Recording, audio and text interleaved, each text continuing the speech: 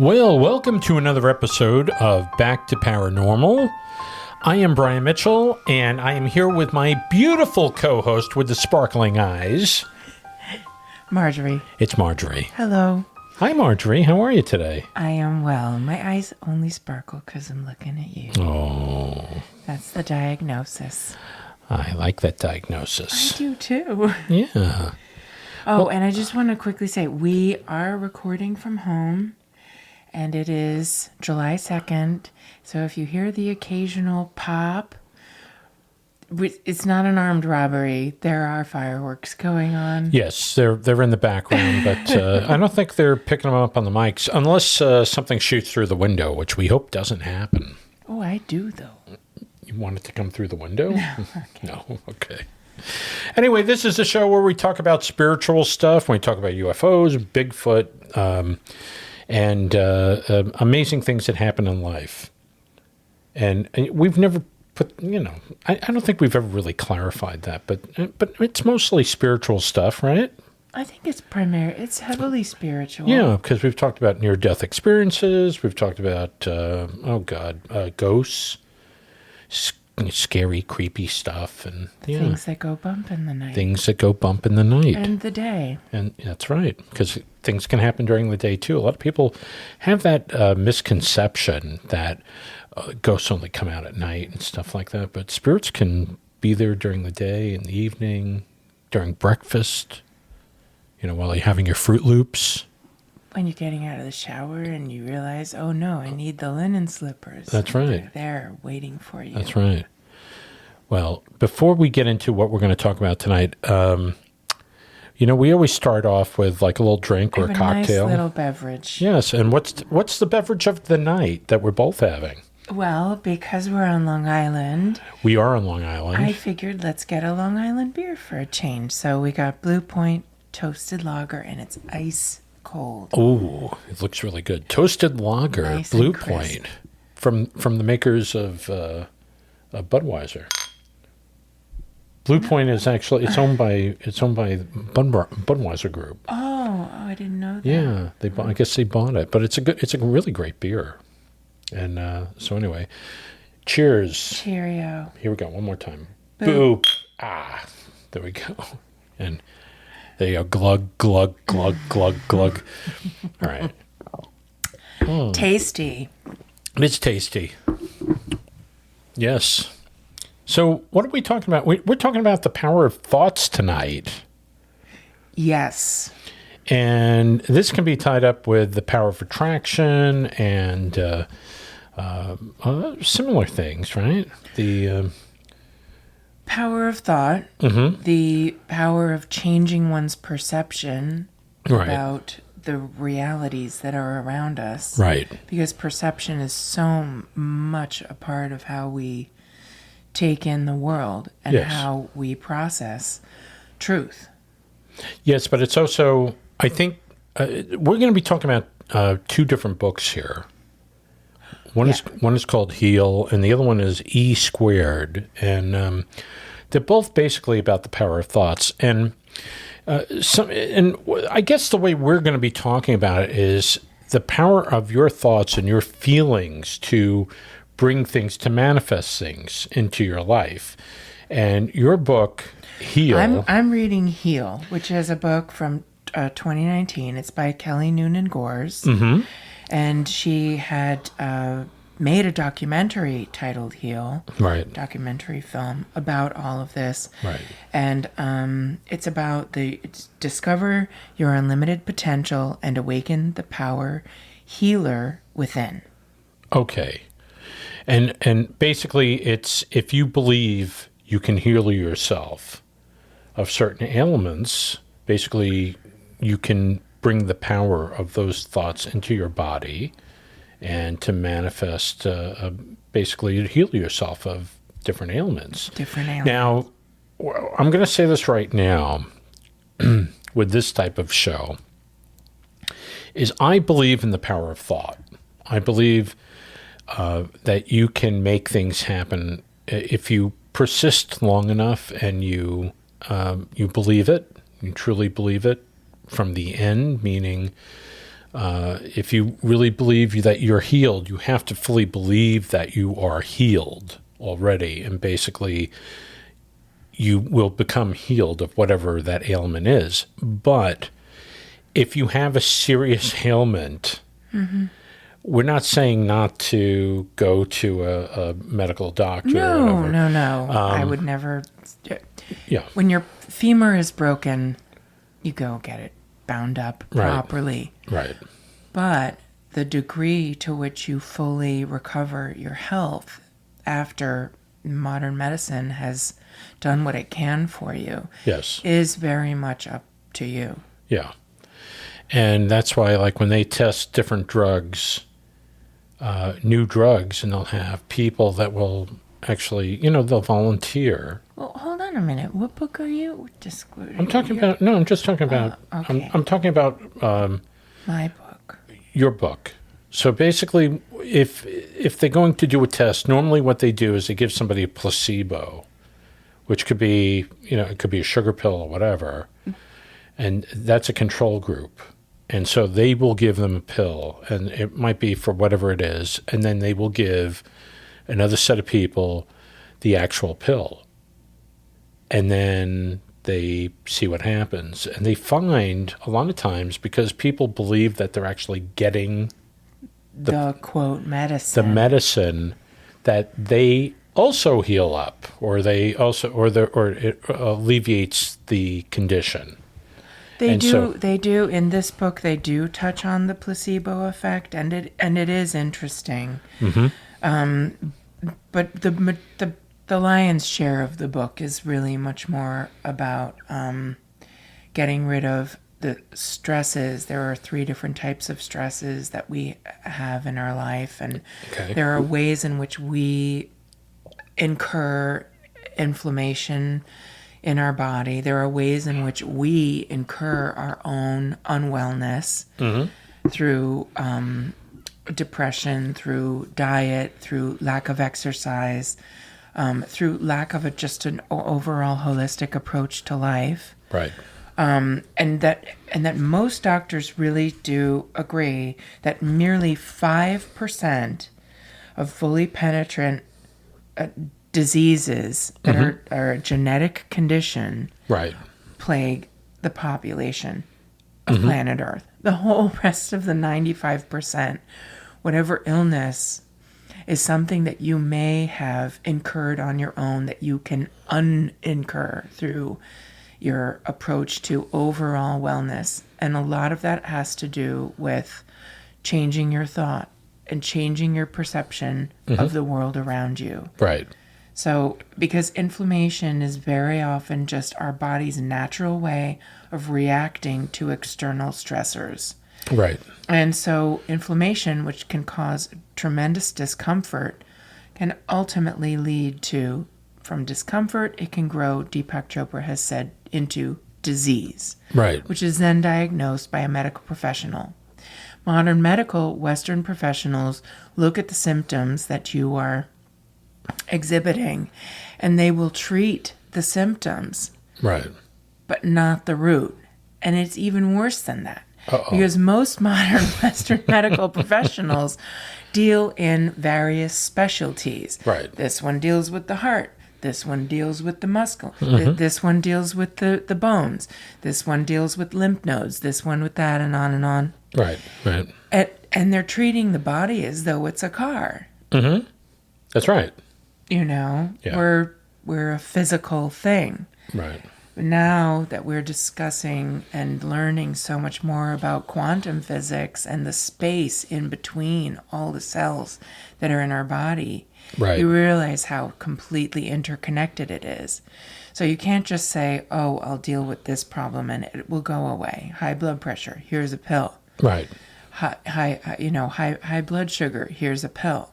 There's a much more holistic way of dealing with it. One of the ways of approaching an holistic healing process is from within our own self, and our belief and our inner power to manifest a joyous, loving environment wherein which our bodies can heal. Right. I totally believe that. And and I will never ever discount modern Western medicine. No, and when I was 12 years old, I had a near-death experience with a virus. If I hadn't had antibiotics, I would have died. They read me my last rites. Yeah. I had to go into a hospital. I almost died. I could have come out brain dead, and that was horrific. I have had multiple traumatic mountain accidents where I had to be sewed up and put back together with wires and screws and staples and needle and thread. And believe me, I'm not the bionic woman as much as I wish I were, but I was repaired by surgeons. Yeah. But I do know that when I was rebuilding my legs, I was so damaged that I had to use my brain to communicate to my legs to rebuild themselves. Yeah. And to retrain myself to walk and I would get from A to B. So this is the thing. I would never have known that you've been through something like that. Just by looking at you, because you walk fine and you look great.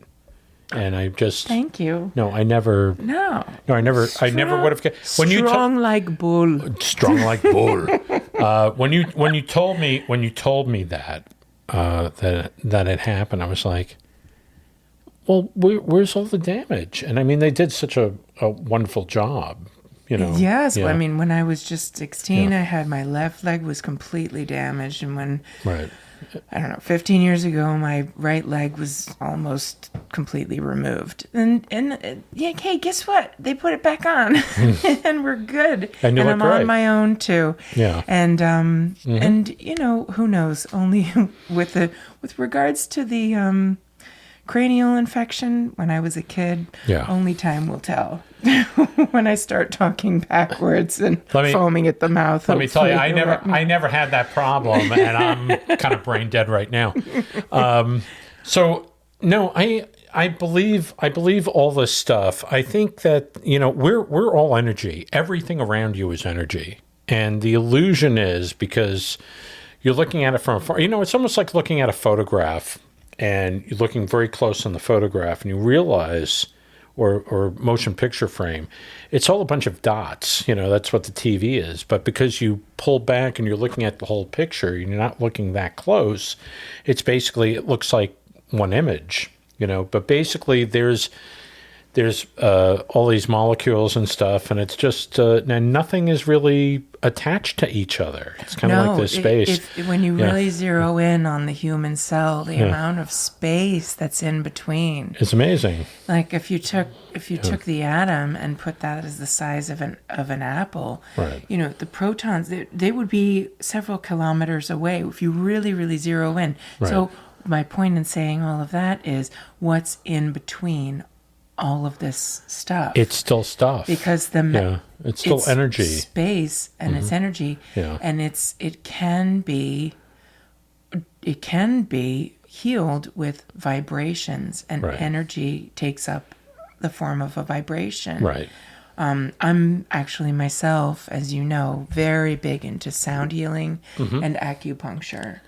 Oh, are you now? Yes, I am. You know that. And yes. and I remember the first time I had a sound bath, and I was just these quartz bowls that were emitting this vibration. I felt like it was really just running right through my every single cell. And I was responding so positively to it. I did fall asleep because it was so peaceful. Right. But then when I woke up, I felt like cleansed, I right? felt regenerated, completely regenerated and re-energized. It was so bizarre. We've done some sound baths together, and we did one recently at a planetarium. It was kind of a sound bath kind of experience with yoga, and I was basically at a planetarium on Long Island, and there was a star field above us, and with somebody narrating, and it was actually very, very cleansing.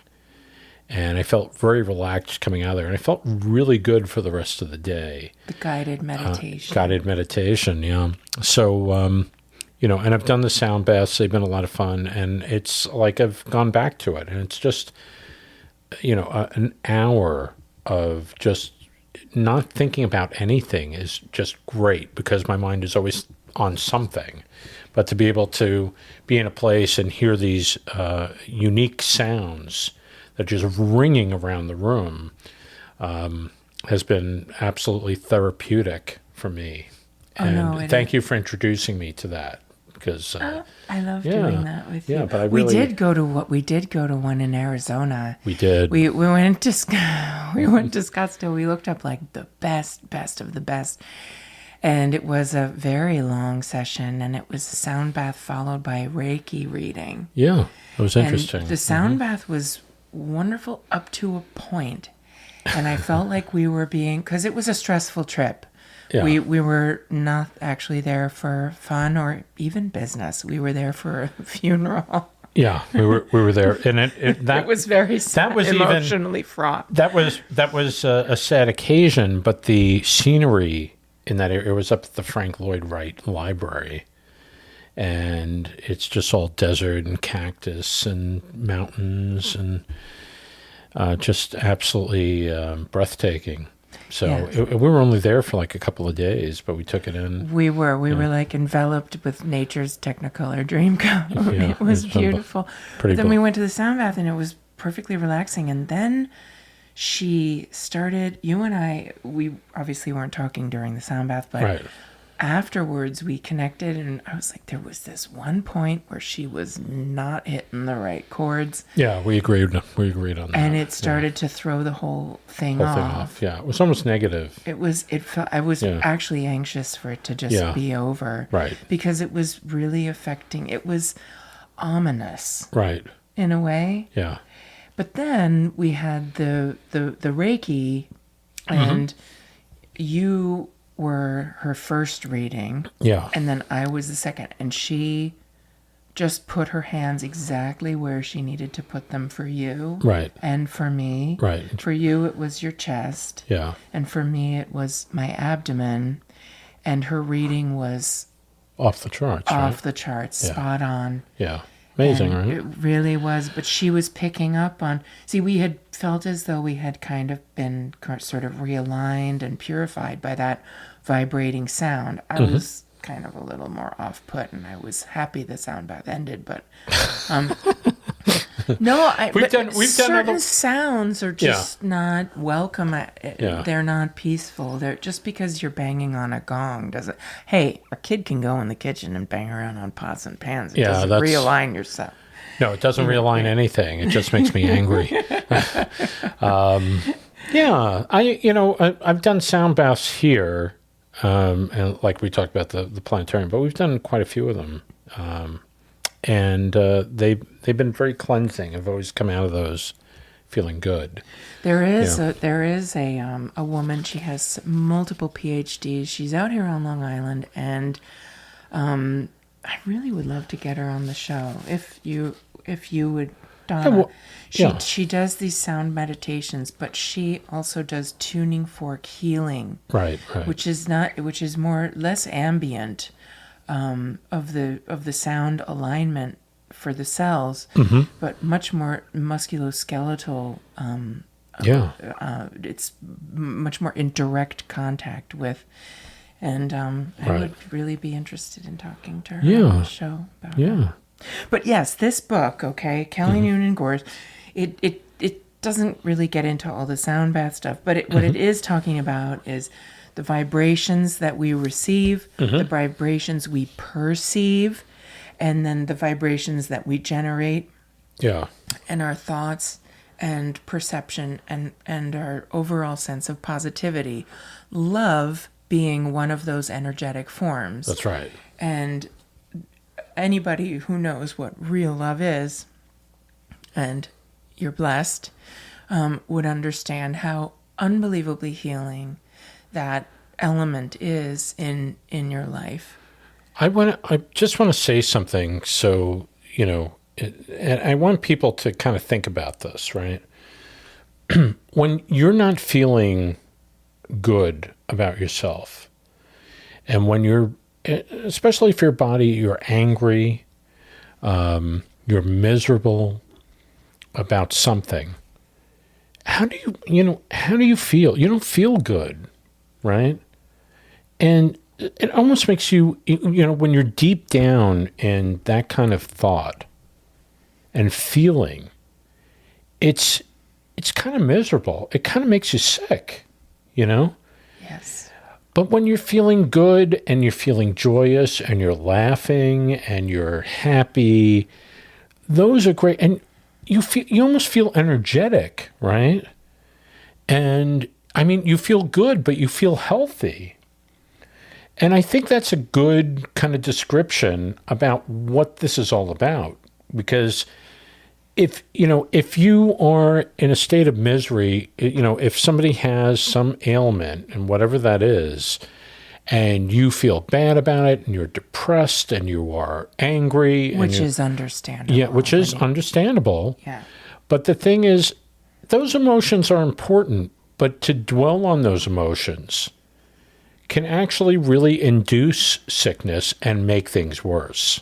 Well, it's encouraging a stasis, and you're encouraging. Look, nobody here is saying, "Well, if you have cancer, it's your fault because you have a bad attitude." No. No one is simplifying it. No, like it's that. not. It's not. It's not But about that. What you're saying is, it can help so. It can help so much. Actually, in this book, Brian, there was a woman fell into a coma. Okay. And she was literally on the threshold of death. She's one of the big contributors that they list all of the main contributors to the book. A lot of this book is based on just contributions, Right. Which are very insightful. So it's a compilation, but she is one of the. And as she entered into her coma, she had a near-death experience. Oh. Where she had an encounter with her father. Okay. And she was of Indian heritage. Native American or no, Indian. Indian. Yes. Okay. So. And she had been sent to a girls' school in Hong Kong, which was of a British tradition. Okay. But her family wanted her to still adhere to the Indian traditions, which for any child growing up to cherry pick is confusing, like that. Right. But she was being expected to not only go to this girls' school in the Western tradition and be educated that way, but then revert to her family's expectations of engaging into an arranged marriage with a stranger. And she refused to do that, and her father passed away, and she felt lamenting her whole life that she had not been the loving, good daughter that she ought to have been to him, and she had disappointed everybody, and she basically was existing in fear, got so ill, and ended up in a coma. While under coma, she had an encounter with her father, and he was so full of unconditional love that it took away all those years of regret and resentment and pain and hurt. I hurt him, but he hurt me, and on and on and on. Right. And she literally slowly started to feel better. She came up out of her coma, and all of these tumors just started to slowly dissipate. Yep. This is a miraculous thing. And most people whose bodies are full of cancerous tumors aren't as blessed to have had this kind of an experience. But it was fascinating to read about. And it kind of brought me to tears because, everybody who has lost someone, feeling, gosh, I sure didn't live up to what they would have wanted for me. And Right. I love them so much. I wish I had a chance to apologize. Her name is Anita Morjani. She is a New York Times best-selling author. Right. And she talks about facing death and the psychology behind all of her spiritual beliefs. And she's one of the contributors to this book that also really stood out to me, along with Dr. Joe Dispenza. Dispenza, right. Yes, and Deepak Chopra, obviously, Right. and Dr. Bruce Lipton. But there's a lot of people. Her story really spoke to me about Right. kind of being living a life of fear. Right. Well, And her father's unconditional love in the afterlife allowed her to feel, no, I can have a life of joy. Right. I can enjoy the joys. Yeah. But that once again, that's the power of thoughts, right? Mm-hmm. And this book, Heal, it's basically about if you direct the energy and a positive energy toward an illness, you can basically kind of open up things and have your body heal. I think that's what it's about, right? In a nutshell, In yes. a nutshell. Now, the power of thoughts. I totally believe that because I have an instance where and I said like on every show I'm writing a book, and I talk about a lot of this stuff about the power of thoughts. And I was when I was living in California, I was into very much into Disney, right? And I'm an animator, so I have interest in that. I grew up on all these cartoons and stuff and really loved it. But I loved Disney films. And there was a actor, or I should say an actress, and I won't go into the name, but there was something up for auction over in Burbank at the Howard Lowry Gallery. It was an animation art gallery and auction house. And so they had a piece there that I figured, oh, wow, this would be cool. I'll bid on it. Maybe I'll get it. And so I did.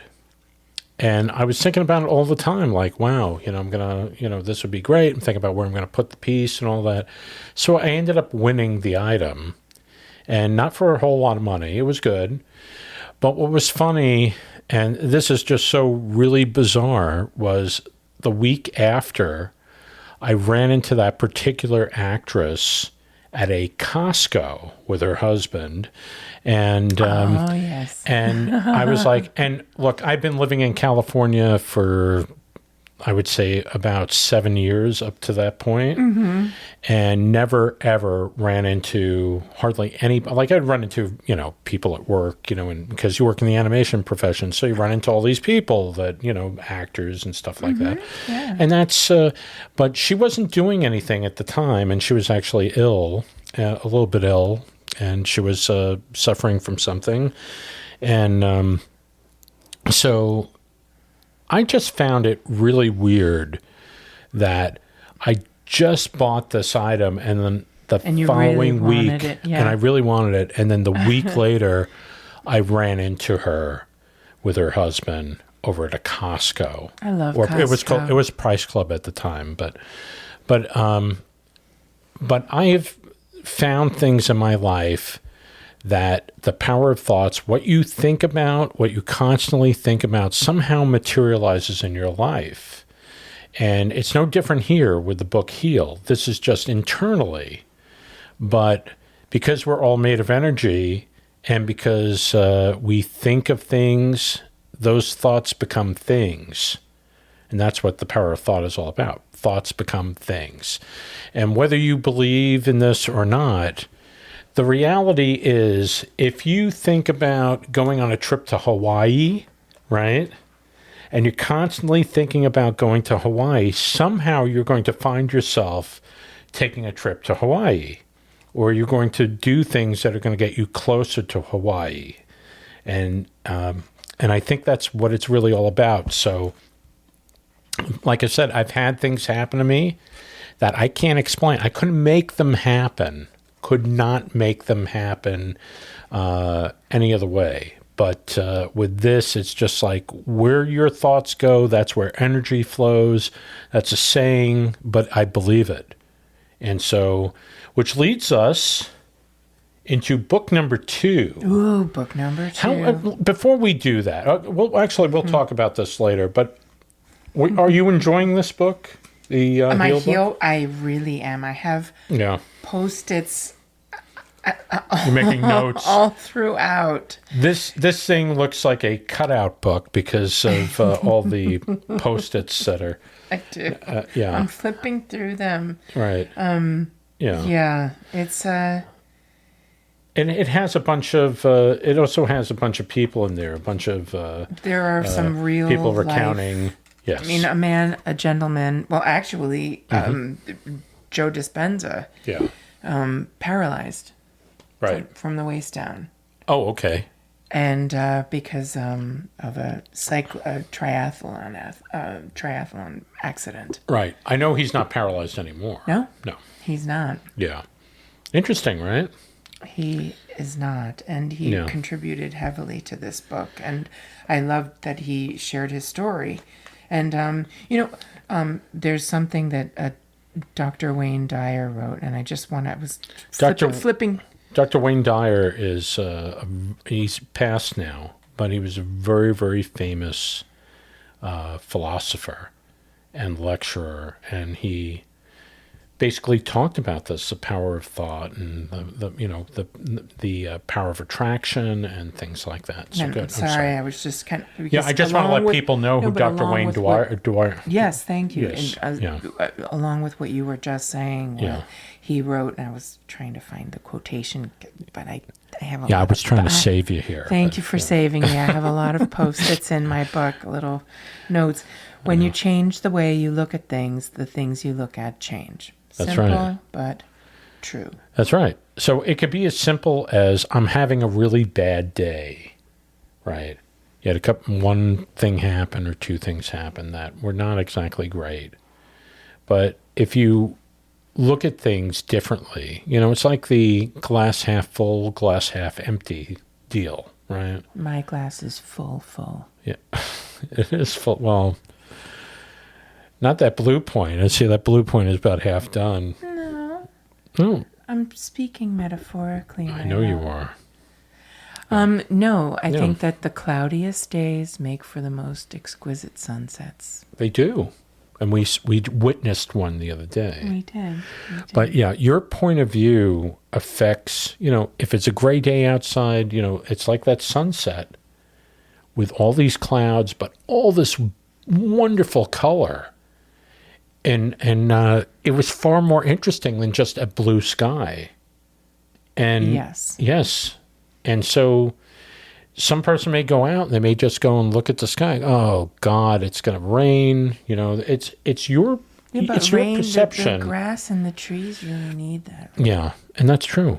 And it's your perception of things that make it good or bad. It's not that those things are bad. It's just that it's your perception. Like if somebody's car breaks down, like basically their tire blows out. It's funny. I want to bring, actually, now that you're talking about perception, on Father's Day, we were at your father's resting place. Yes. Thank you. And, no, thank you. And there were, just as happens in life, weeds, they come up overnight. Right. And because we were there, I thought I will clear these away. Mm-hmm. And thank you for doing that, by the way. Oh, it's my pleasure. And as we were driving away, because there were flowers there that wanted to grow. Right. As we were driving away, I'm holding on to this big bundle of weeds in my hand, looking for, because all the trash baskets were full. Right. And because it was, Father's Day. Yeah. So there was a lot of activity at the cemetery that fine day. But holding on to this big wad of weeds, and I'm looking down in my hands, and I started to get very, very nervous about the perception of what I had just done. And I looked I got stressed out, and I looked at you, and I said, I hope that it's okay. I hope that no one will be insulted that I went ahead and I did this. I'm not trying to be presumptuous or officious, right, or insinuate on your family in any way. I just simply wanted to be loving and helpful. Mm-hmm. And that was the way my brain has been wired to think. Right. And I said that to you, and you were like, what are you talking about? It was the kindest thing, and thank you for doing so. Yeah. But the way that I was brought up was, if I had done that at my father's resting place, my mother probably would have screamed at me, because she would have perceived that action as an insult. She would have perceived that as, I'm telling her you're inadequate, that she's not you're keeping stepping up. on my toes, this is unseemly, which is not what I would ever do. Right, but right.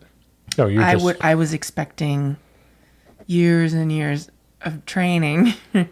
I was getting nervous about the backlash. Right. And you're like, that's not going to happen. My mother isn't going to feel this way. No.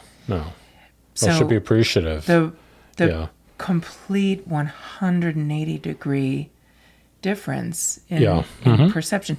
Not that one is right and one is wrong. One is just nicer than the other one. But I remember doing that one tiny little thing, just 2 minutes, not even, right? Yeah. And feeling, I'm going to get my comeuppance. You felt good about doing it, and then but then afterwards you were like thinking about it. I didn't want to hurt anybody's feelings. Yeah. The thing is that that happens a lot, and depending on who you're dealing with. Because people's perception of the simplest little thing. Yeah, they could be, they might think you're being insulting or whatever by doing that because they didn't do it, But that's such a negative perception of such an innocuous and... Right.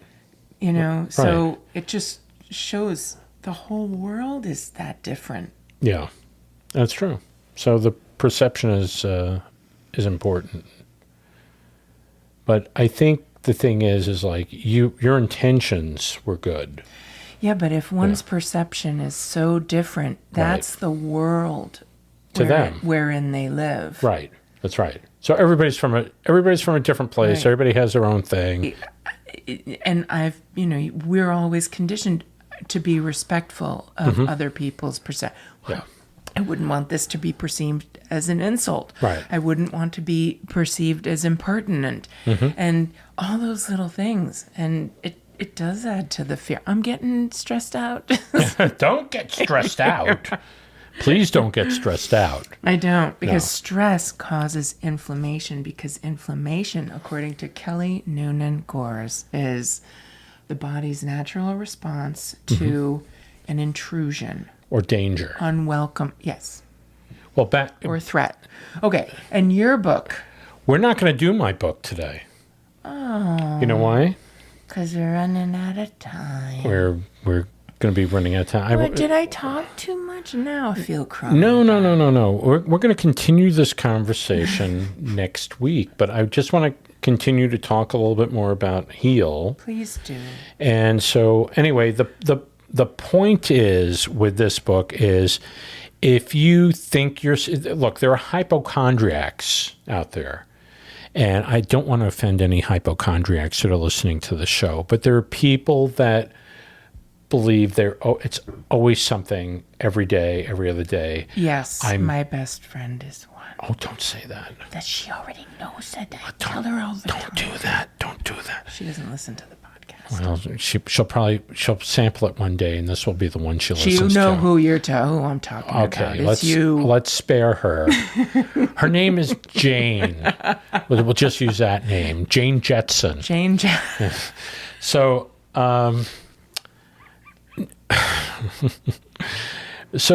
no, I think there are people out there that always think they wake up in the morning, they don't feel good, they think they got a neck pain, they think they have like blockage in their neck to their brain, and they'll go and see the doctor will check them out, they'll run all these tests, and they'll say, no, you're fine, it's just a muscle pain, and then a week later they'll be back for something else, and it's all because it's there, just because you wake up with a pain in your toe doesn't mean that your toe is going to be amputated.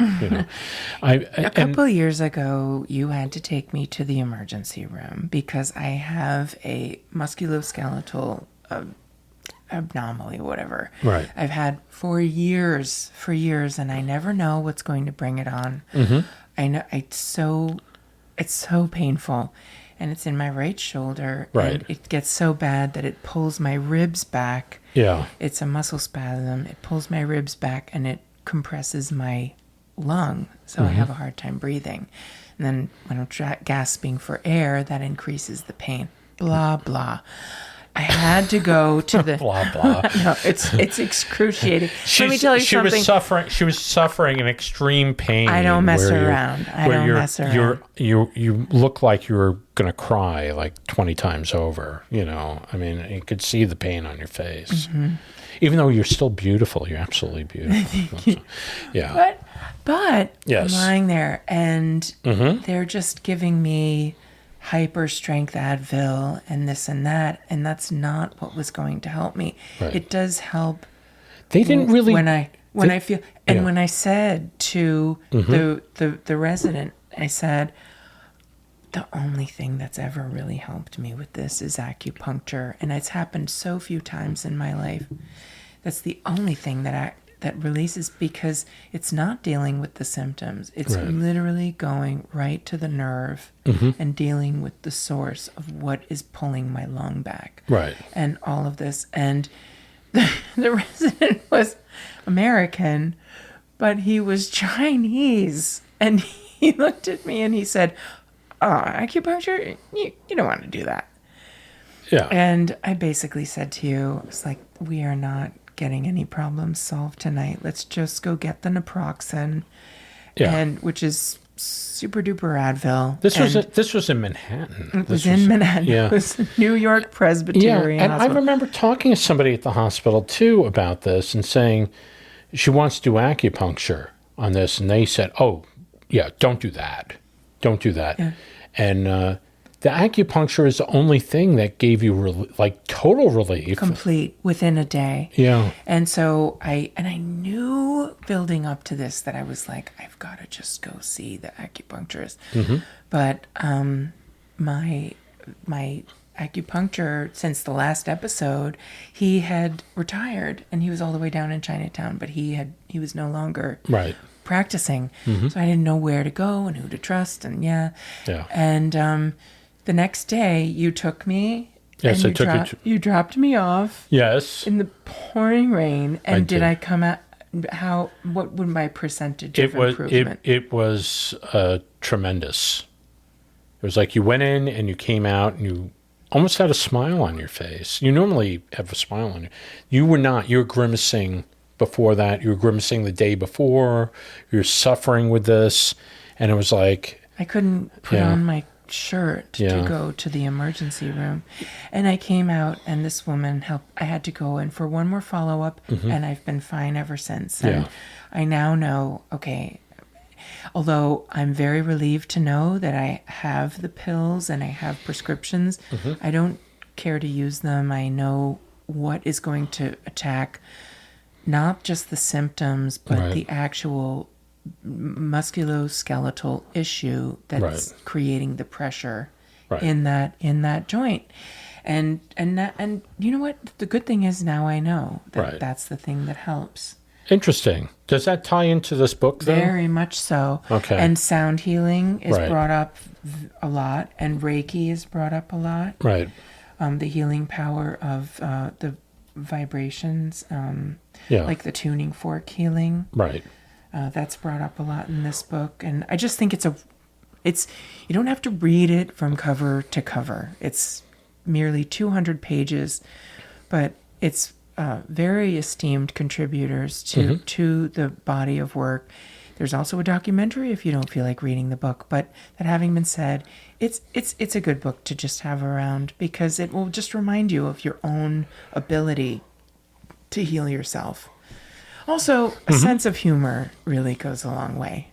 I think any positive energy is going to help you. And even if if somebody gets really sick, I think a good sense of humor is just a way. There was something that, I don't know if you know Stan Laurel and Hardy. Stan Laurel was, he was in the hospital, and I think it was, he was on the verge of death. And nurse came around, and he's in bed, and so he's saying, I'd really like to go skiing. And the nurse looked at him, and she said, you can't leave. You're in bed. You're really very ill. And she goes, why do you say that? And he said, well, I'd rather be doing that than doing this. Mm-hmm. Kind of, he still had his wits with him, and a sense of humor about it. They deal with that in this book as well. Yes. Good attitude is very important with anything. Yeah, it helps. And again, this is in no way to diminish serious. We're just covering our butts here. No, I'm not. But I do. No. But I do believe. Look, Jim Henson. I would never want to mislead anybody. I have Christian Science. Speaking of Jim Henson, there are certain people in my family who broke off. Mm-hmm. Obviously, I'm a Protestant, and my family's they broke off and they joined up with the Christian Scientology. I'm talking 111 years old. Right. Okay. Right. These people, the power of what they believed in kept them. I personally have no desire to live to be 111 years old. Okay. But I have a lot of people in my family who live well beyond 100 years old. Right. And whether it's courage or a sense of humor or the power of prayer and knowing that Christ is always with you and the Lord has never turned his back on you. Right. They made it that far. They made it that far.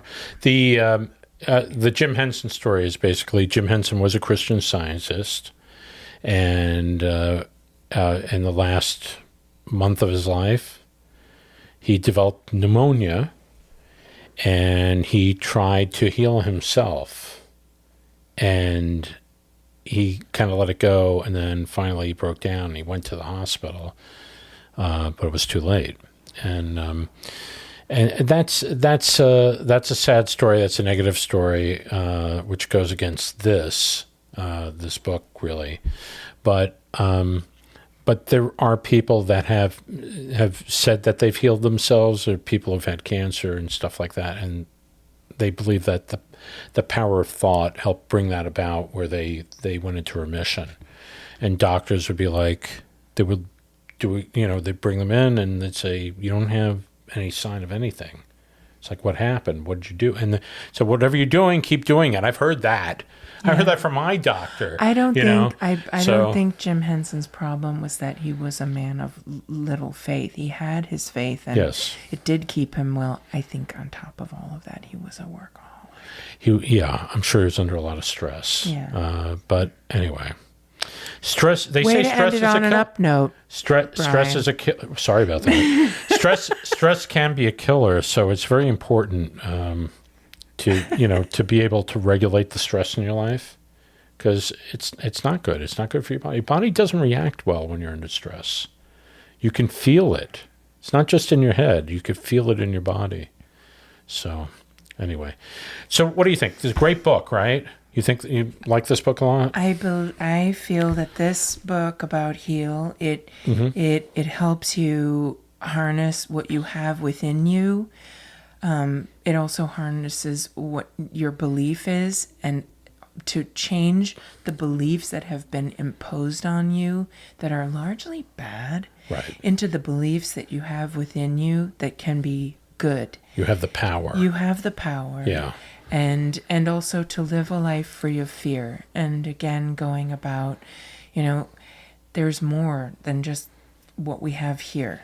Although what we have here is wonderful, and I thank my lucky stars every single day for it. Mm-hmm. That if you free yourself of that fear, you'll actually live a happier, healthier life. I think that's. And I believe that. I think in general that's true. So, well, I believe it. I believe in this book. I haven't read it. and I just know about stuff with it. And I'm thanking you for. Originally, the way this podcast was going to be, Marjorie's going to do one book, I was going to do another, but the Heal book is so interesting. And generally we're going to read it. And I talk too much. No, she doesn't. She's wonderful. Everybody loves you. Everybody loves you. Next week we'll discuss. Next week we're going to be talking about Pam Grout, E Squared. This sounds like such a great book. Now, this is a book about the power of thoughts, which was basically going to hook up to this one, to the Heal. So it's going to be our part 2 episode. And we will talk about this book. But this book actually has experiments that supposedly really work and demonstrate the power of thoughts. So I can't wait. I'm pouring through the book, and it's basically a lot of other, it's the same thing. There's testimonials from people and stuff. And there's even experiments from, there are experiments that you're supposed to do and to prove the power of thought. And people are doing this online and posting their results on YouTube. This book is about 11 years old, so we'll talk about that. We're not going to talk about it now, but we'll talk about that next week. But it ties into this book about the power of thoughts and the energy that you can direct.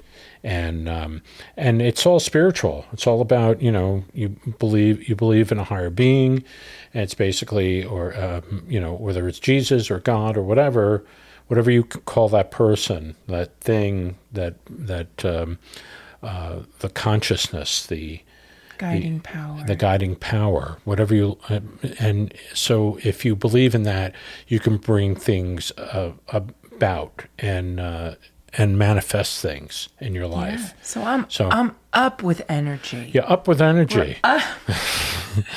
That's right. How was your toasted lager? Very yummy. It was really good. I have a couple sips left. I have one gulp left here over here. Let's do it. It's a big gulp. And you're a big boy. So yeah, that's right. So, yeah. Cheers, everybody. Cheers, everybody. Have a good night. Oh, wait a minute. Don't go yet. Wait. Oh. No. We got to ask people this, and we got to let people know. We have a Facebook page. It's called Back to Paranormal. And so if you have ideas for guests or any questions or whatever, please go to that page, subscribe to that page or join the page, and then leave your comments there.